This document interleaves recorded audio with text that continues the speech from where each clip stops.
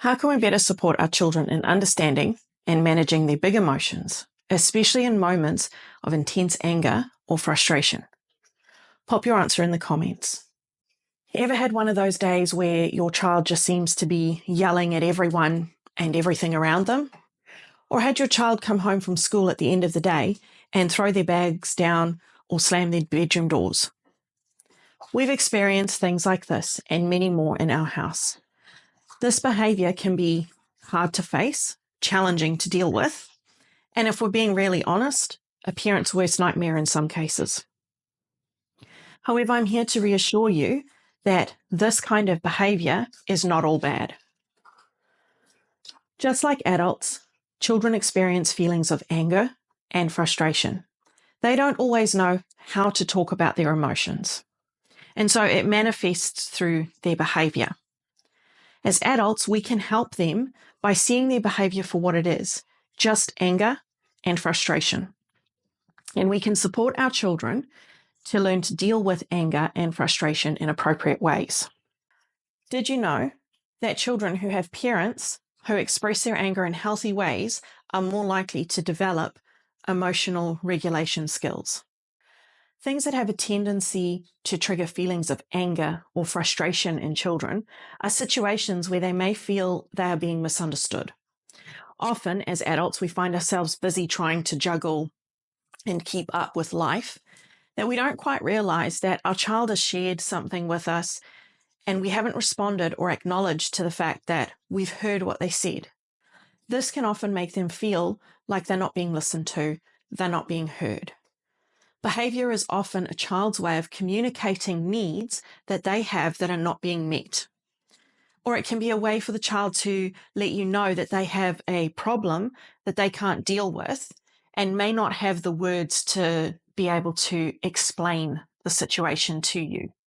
So it's really important when a child is expressing anger or frustration that we don't look at the behavior as behavior, but we look at it as their way of communicating that they need support. Angry outbursts from our children can be incredibly difficult to deal with, especially if we don't understand what's causing the outbursts. Our youngest would often get angry and throw toys or lash out, and we often had no idea why he was behaving this way. Some situations seemed to make things worse for him, and we never knew from one moment to the next if he might have an outburst. It wasn't until he was diagnosed that the outbursts of anger and frustration we had experienced made more sense. Children become angry and frustrated when they're in situations that they feel are out of their control. It makes them feel a little unsafe sometimes. The environment that the child is in at the time or just after the outburst plays a large role in their response. Our youngest struggles with really loud and crowded places. So going places like shopping malls was always challenging, and it was often in one of those places that we experienced more outbursts. The environment was overloading his sensory system. He didn't have the regulation skills and the resources he needed to help him cope in those environments. So the environment has an important role to play in our response to outbursts, our response to emotions. Development is also a key factor in a child's expression of anger or frustration. Children, for example, who are just learning to talk may find it challenging to communicate their needs in a way that an adult can understand. And so they get angry and they scream, they shout, or they throw themselves on the floor. This is their way of communicating effectively for their stage of development. Did you know that more than 50% of kids with ADHD also exhibit defiance and emotional outbursts? So development plays a fairly large part in the ability to control emotions and deal with anger and frustration. When your child is expressing anger or frustration, there are some key things you can do to help them. The first thing you can do is make sure that they are safe, those around them are safe. That can look like, in a classroom setting, for example, moving the child from the classroom. But if the child who's in the throes of an outburst isn't able to be moved, it can look like moving the rest of the class out of the classroom. In a home situation, it could look like removing the child from the room, or it could look like removing everybody else from the room. As long as the child is not harming themselves, someone else, or property, just let them be. At this moment in time, their brain's not in a place where it's able to function for anything more than survival. Their brains basically flipped a switch, and it's sending response signals to the rest of the body, and the body is responding accordingly. So it's sending signals that tell the body that this is an unsafe environment. I need to protect myself, and so I need to start shutting down responses and only dealing with responses relating to survival. This is what we often refer to as fight mode. No amount of talking about behaviors or the situation in this case is going to register with the brain. So don't try to do that.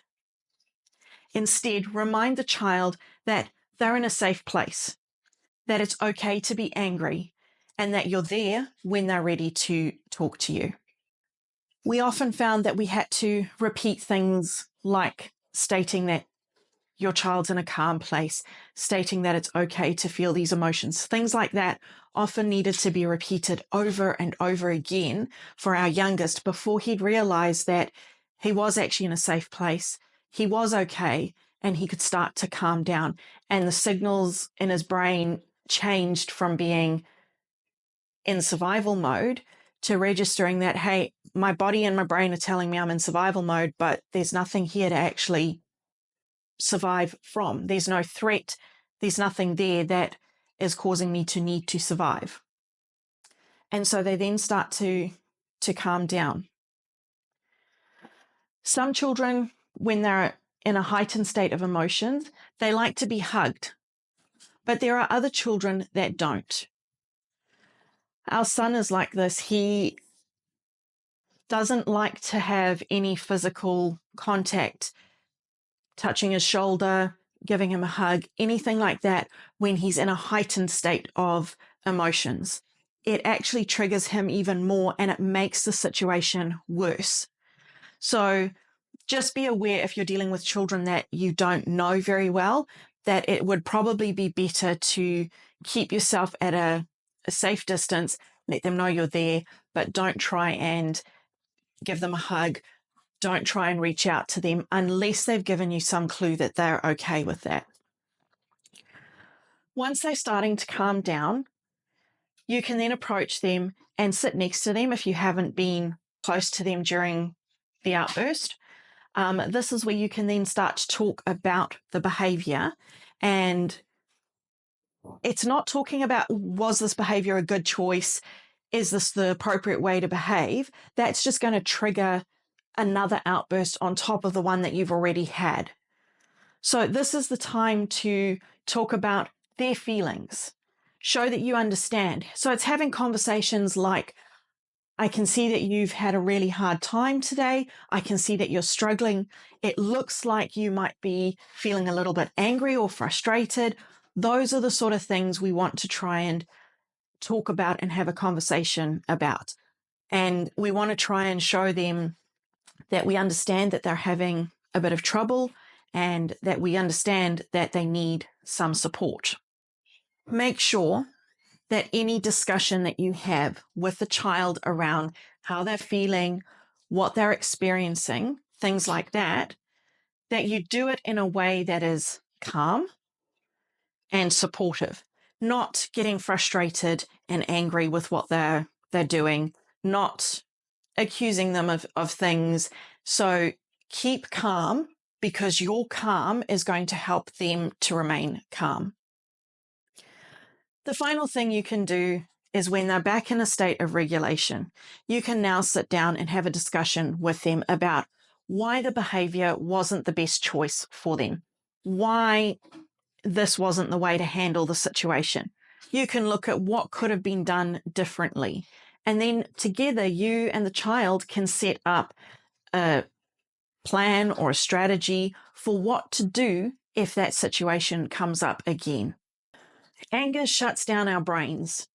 As adults, we get angry and we often have outbursts that, if we're being totally honest, are very similar to those of our children.